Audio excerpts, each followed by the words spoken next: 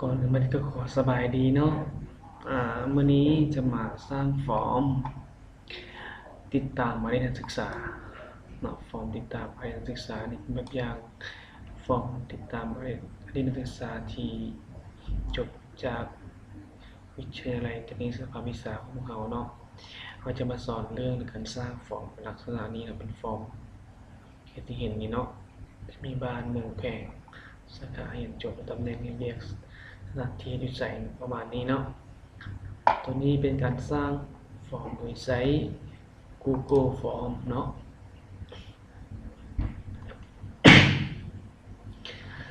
มาเริ่มต้นการสร้างได้เลยขั้นทำอิฐให้เราได้เข้ามาที่อีเมลเขาจะเป็น Gmail เนาะเป็นอีเมลของ Gmail ตัวนี้เราเข้าอีเมลเข้ามาแล้ววันนี้หลังจากที่ว่าเราเข้ามาอีเมลลักษณะหน้าตาแบบนี้แล้วเนาะอีเมลสมัครแล้วก็เข้ามาที่ตัวเป็นจำเก่าจำที่เราเข้ามานี่ให้เข้าไปที่ Drive Drive นี่เป็นตัวเก็บข้อมูลต่างๆที่อยู่ในอีเมลของเราแล้วเนาะเข้าไปเลย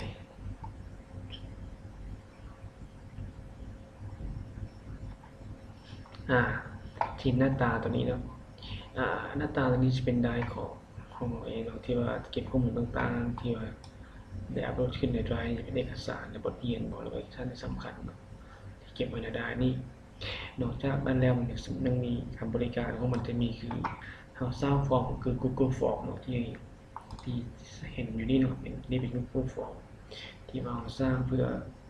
ติดตามนักศึกษาเรามันจะนั้นสร้างสำเร็จแล้วจะแท็กลงเฟซเนาะที่ลักษณะนี้เพื่อว่าให้นักศึกษาที่รีเฟซนั้นเข้าถึงหรือแบบป้อนข้อมูลให้เราผ่านระบบ Facebook นี่เนาะ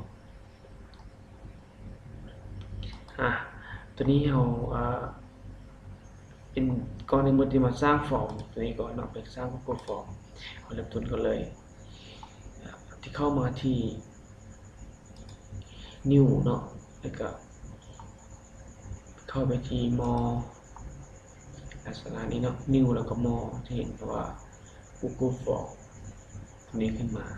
เนาะคลิปเปิดขึ้นมาเลย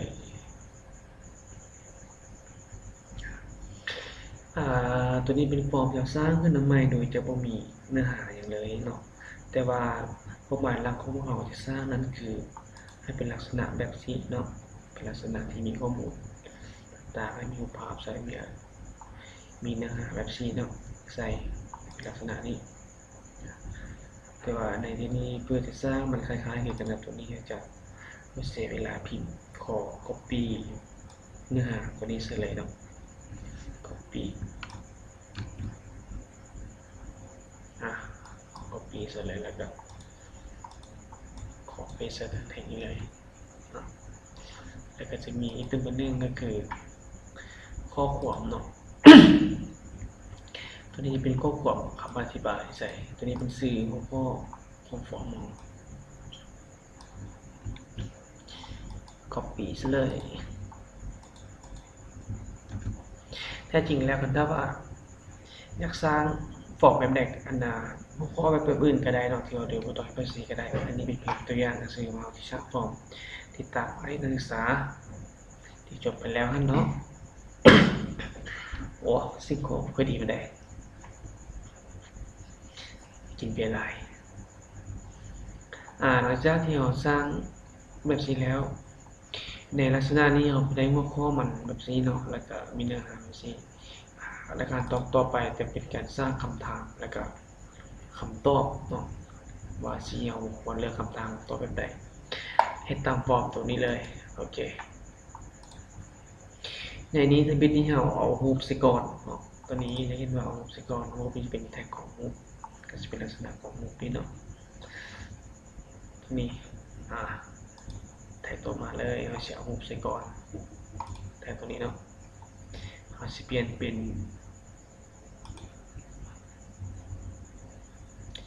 แท็กของรูป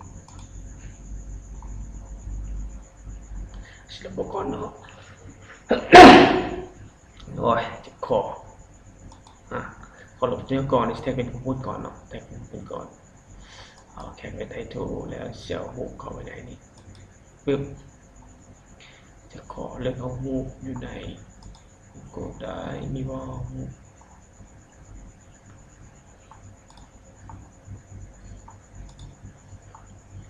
อยู่ที่อัลบั้มมีบ่โอเคตัวอย่างอันนี้เนาะปึ๊บอันนี้รูปเป็นที่เอาออกมาจากโลโก้โรงเรียนพ่อเองมาเสียบทขึ้นเนาะแล้วก็คลิกออกselect ปึ๊บเจอลักษณะนี้เนาะตัวนี้ลบทิ้งก่อนก็ได้ตัวนี้ปึ๊บโอเคให้ดวงงูมันใหญ่เกินไปเราสมัครย่อก็ได้ที่ตึบมาแล้วก็อย่างนี้สามารถเอาไปยูใส่ได้เซนเตอร์เนาะสังเกตมุมมันจะเหมือนกันกันนี่ปึ๊บแล้วก็ที่เซนเตอร์ปึ๊บโอเคมันจะเป็นลักษณะของการสิประมาณนี้เนาะคือจะบอกโอเคแล้วประมาณนี้เนาะหลังจากนั้นก็มาแอดคำถามตัวไปเลยคือเด็กบวกให้น้องแอดคำถามก็คือแอดเป็นคำว่าชื่อนามสกุลเนาะขอ copy ก่อนเลย copy แอดเข้ามาเอาวางซะเลยเขียนถามไปว่าชื่อนามสกุลเนาะทีนึงอันนี้เป็นชื่อคำถามต่อไปเป็นลักษณะของคำตอบตัวนี้จะมีเรื่องคำตอบจะมีหลายรูปแบบต้องมี short answer มีเป็นพารากราฟมี multiple มี check box เนาะมีดับดาวนี้ตัวนี้ชื่อนามสกุลเป็น short answer ถามสั้นเนาะสอดปึ๊บชื่ออย่างตอบใส่แล้วไปข้อหนึ่งเนาะต่อไปแอดกับเอกเดิมข้อที่2ปึ๊บขอโพสเนาะขอค้านพิมพ์ขอประตูเข้าเสร็จเลยเพียงตัวอย่างสิเนาะเพจติดแล้วปึ๊บเพิ่มไปเลยเพจนี้เราสามารถเลือกเพจเองเพจสายอยู่ในรูปแบบนี้เลือกเป็นเช็คพอยต์หรือว่าเช็คพอยต์เนาะอยู่ในนี้เป็นเช็คพอยต์ต้องเลือกเป็นเช็คพอยต์เช็คพอยต์นี่สามารถเลือกตัวเลือกได้ตัวเดียวแล้วก็ถ้าเป็นมัลติพอยต์สามารถเลือกได้2-3 ช้อยเนาะถ้าเราเลือกเพจนี้เป็นสายเลือกตัวเดียวเท่านั้นเช็คพอยต์เอาเขียนเสร็จเลยว่ายิ่ง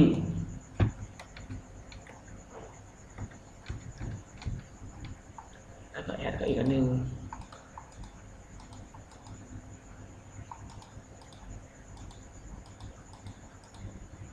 สาย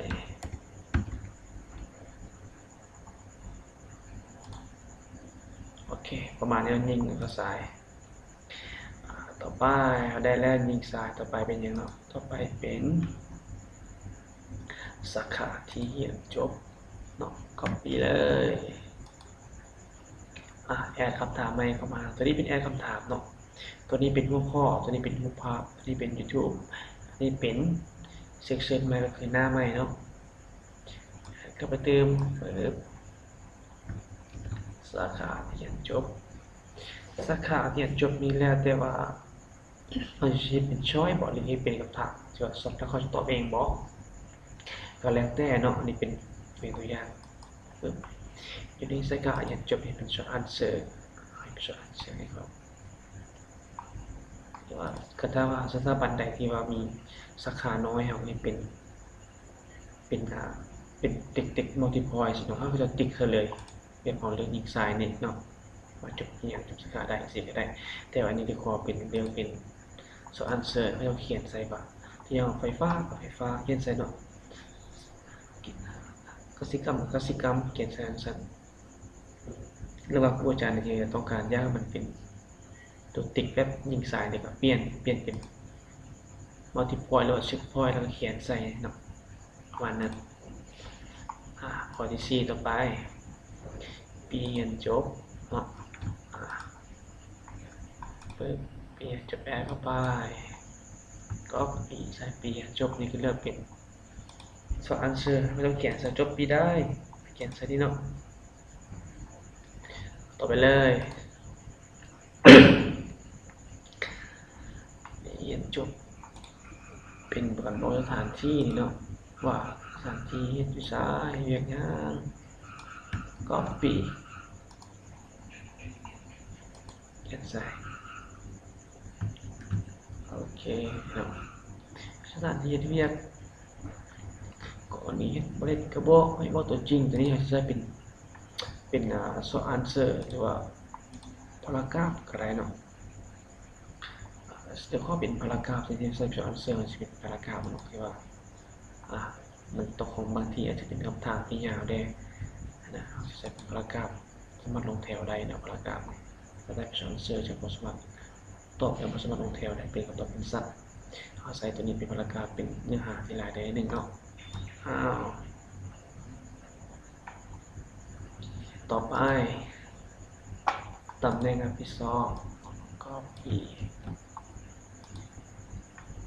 แอดเข้าไปวางใส่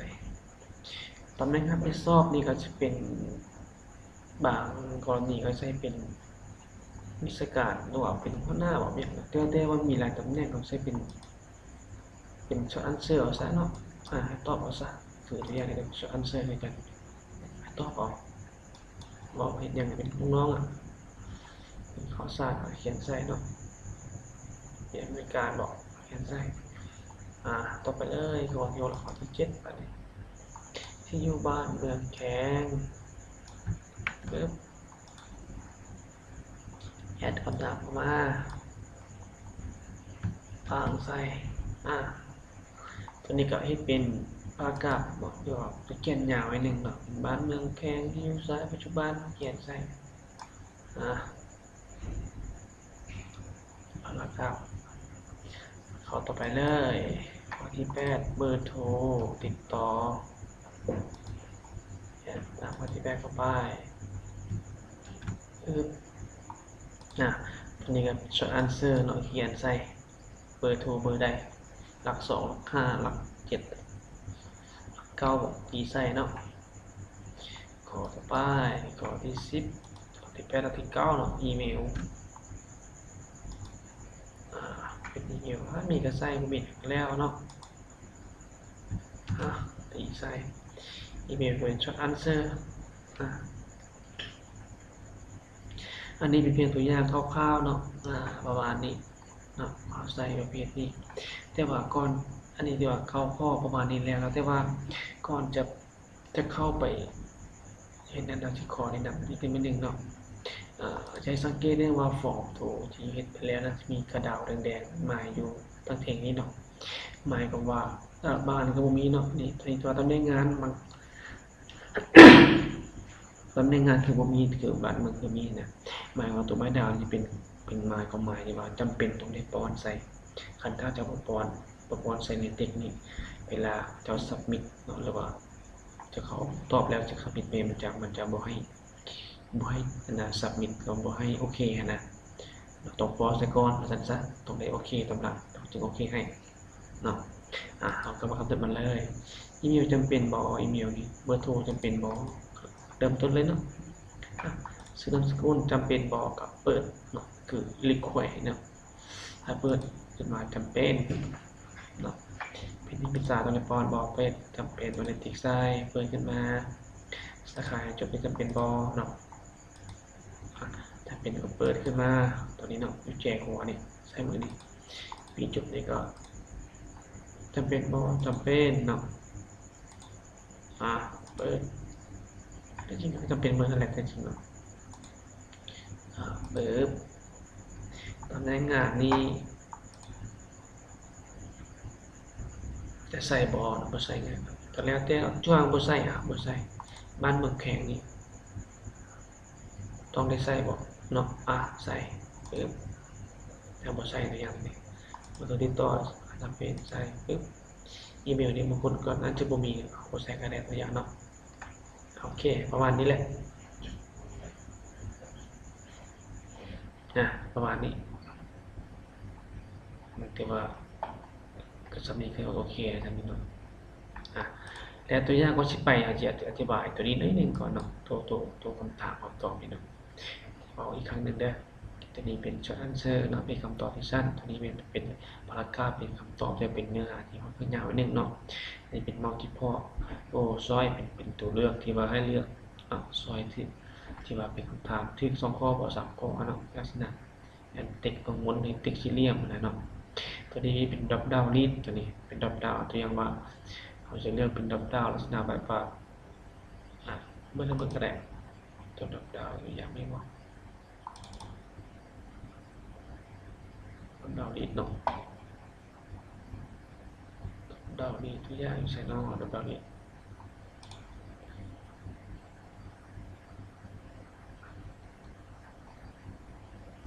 เวลาจี้เสร็จแล้วมันติดออกมาเนาะ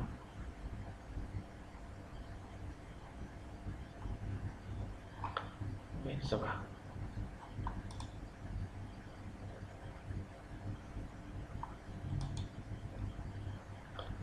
จะเอาตัวนี้เนาะโอเคลองต้องวิวมันก่อนเนาะต้องวิวต้องวิวมันก่อนเนาะตัวอย่างแข็งนี่เนาะเราได้คิดปึ๊บตอนนี้ตัววางคำนวณนครหลวงเลยอันนี้ประมาณนี้เนาะดาวดิบเนี่ยช่วยให้เลือกเนาะกรณีที่ว่าคันเขียนก็จะเลือกติ๊กเลยจะง่ายขึ้นนะเนาะก็คือตัวช่วยคำถามของตัวดาวดิบนี่เนาะส่วนตัวนี้ไฟล์อัปโหลดนี่เป็นไฟล์ที่ว่าเราต้องการนะก็จะเอารูปขึ้นบอกนี่เป็นเอกสารนะเนาะต่างๆเนี่ยเป็นตัวอย่างว่านี่ตัวอย่างว่าเนี่ย document เนาะเอามาเลือก document ที่ add ปึ๊บเราก็สามารถให้เขาจะอัปโหลดออกเป็น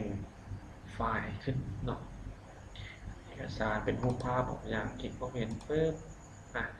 ลักษณะนี้เนาะสำหรับที่ว่าเป็นอัปโหลดไฟล์อันนี้นะส่วนพวกนี้ตัวนี้ก็เป็นช่วยเลือกที่ว่าหลายๆยาวๆเนาะพวกนี้เดทไทม์เดทกับวันที่ไทม์เวลา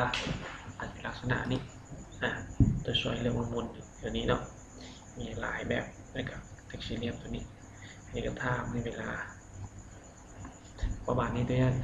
ถ้าต้องการใส่หรือไม่ต้องใส่เนาะอันนี้อธิบายเพิ่มมาซื้อเด้อเอากลับคืนฟอร์มเก่ามาใส่เนาะตัวนี้ปึ๊บเมื่อเราสร้างในแบบสีแล้วเนาะเดี๋ยวปรับแต่งบางอย่างนึงเพราะก็แล้วแต่เนาะเดี๋ยวเขียนซื้อโดยเอารูปภาพใส่เพลงนี่บอกลักษณะคล้ายๆกับแบบฟอร์มที่สร้างในก็ได้เนาะวิธีใส่ก็ได้เข้ามาที่ตัวนี้เนาะcolorนี่เนาะเอารูปใดใส่ก็ได้คลิกเข้าไปเลยให้เข้ามาที่ image ตัวนี้มันเลือกสีเนาะตัวนี้มักสีไหนได้มาเลือกเป็นรูปคือตัวนี้จะมีลักษณะหลายแบบเนาะตัวอย่างว่ามุมใดเอาใส่รถหรือว่าเลือกเองบอกมุมทุกข้อมูลคลิกใส่ปุ่มตัวนี้เนาะอัปโหลดโฟโต้นี้เนาะคลิกใส่ตัวนี้แต่ว่าตัวอย่างนี้เป็นตัวอย่างเอามุมอยู่ในที่มันมีให้เลยเนาะมาใส่เองประมาณนี้นี่ถ้าต้องการมุมเงี้ยตัวเองก็อัปโหลดไฟล์ตัวนี้คลิกปึ๊บแล้วก็ไปเช็คเอาจากคอมพิวเตอร์เนาะประมาณนี้เดี๋ยวตัวนี้อาจจะตัวดอกตัวนี้ก่อนselect เอาตัวนี้คลิกเพิ่มจะสังเกตมันจะเป็นลักษณะนำไหลประมาณนี้เนาะที่ว่าสำเร็จประมาณนี้กันถ้าว่าจะเห็นเสื่อมหรือเห็นตามที่ผ่านมาประมาณเท่าไหร่เนี่ยต่อไปเขาสร้างฟอร์มลักษณะคล้ายกันทีแล้วเนาะเป็นลักษณะนี้แล้วขั้นตอนต่อไปเป็นการแท็กลง Facebook บอกเหตุใดให้มันมาติดหน้าอินเด็กซ์แนวซี่นะเป็นอาชีพเนาะก่อนที่เราจะแท็กลง Facebook นั้นก็เราต้องมี Facebook เป็นของเราเองเรียกว่าตัวนี้เป็น Facebook วิทยาลัยเทคนิคสำนักวิชาเนาะก็สร้างขึ้นมาเลยบอกตัวนี้สร้างมาเพื่อนักเรียนติดตามเพื่อเด็กการศึกษาแท็กลงเอาหมู่เพื่อหลายๆเข้ามาเนาะเพื่อให้เขากดไลค์กดแชร์ช่วยแท็กมาที่จังใดบัดนี้ขับขึ้นในฟอร์มเลยให้มันขึ้นมา Facebook อย่างนี้เนาะให้เข้าไปที่เส้นกดเส้นมันจะมีลักษณะนี้ขึ้นมาอยู่ในแจนี่ยังจะมีคำว่าแชร์เป็น Facebook เนาะ เป็นการไปบุกอยู่นี่ให้เราคลิกไปเลยตัวนี้เนาะคลิกใช้ Facebook ตาม Facebook นี่ปึ๊บเห็นบ่แล้วตัวนี้เราเขียนเนื้อหาใส่ที่เขียนว่าขออนุญาตบอกลักษณะ FC เนาะเนี่ย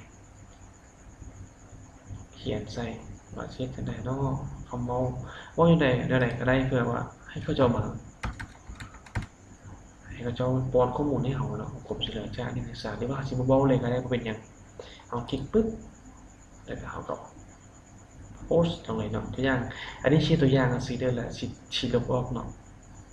ตัวนี้สิกลับคืนเป็นบัดนึงกันคลิกเข้ามาที่เส้นเนาะปึ๊บแล้วเข้าที่ Facebook ตัวนี้คลิกปึ๊บเรียกว่าอย่างเบาๆจะเบาๆเนาะนี่คันถ้าจะคำอธิบายอะไรง่ายๆก็อธิบายให้เขาจะเอามาป้อนว่าข้อความเฉลี่ยจากนักศึกษาบอกใช่เนาะพูดลงเลยฉีดกับโพสปึ๊บแล้ววันนี้จะสมัครเข้าพิมพ์เขาแบบทำบิดเลยเนาะคลิกปึ๊บหน้าทำบิดเลยจะเห็นที่เราสร้างเมื่อกี้เนี่ยตัวนี้จะเข้ามาที่หน้าทำบิดเลยเห็นป่ะที่ว่าที่นี่เราขอลบก่อนเพราะว่าเราเห็นผู้ชมแบบว่าฟอร์มมีทั้งหมด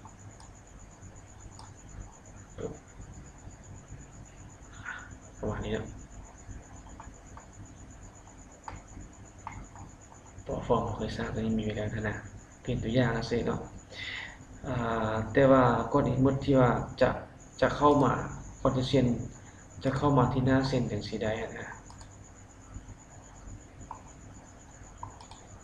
เนาะก่อนที่เข้าไปหน้าเซ็นถึงสีได้เขาต้องเข้ามา Facebook ก่อนก็คือ Facebook เขาต้องเปิดไปก่อนว่าสั้นๆเพื่อ Facebook นี่ไปก่อนเพื่อว่าเวลาเรากดเซ็นปุ๊บแล้วมันคลิก Facebook สิเนี่ยมันจะลิงก์เข้ามาหากันเลยเขาจะบริตีว่าFacebook ยูเซอร์มันจะมาช่องหามันจะฟ้องหมดเลยแล้วกดเช่นปึ๊บโพสลงไปมันจะเด้งเข้าไป Facebook เลยแล้วเวลาเรามาเบิ่ง Facebook ของเรามันจะเป็นลักษณะขึ้นมาสิเนาะนี่เพราะผมเลือกแต่ว่าจากอย่างนี้นักศึกษาเขียนใส่ประมาณนี้เนาะเขียนใส่ตัวที่จะโพสลงไปนี่เนาะเขียนใส่ประมาณ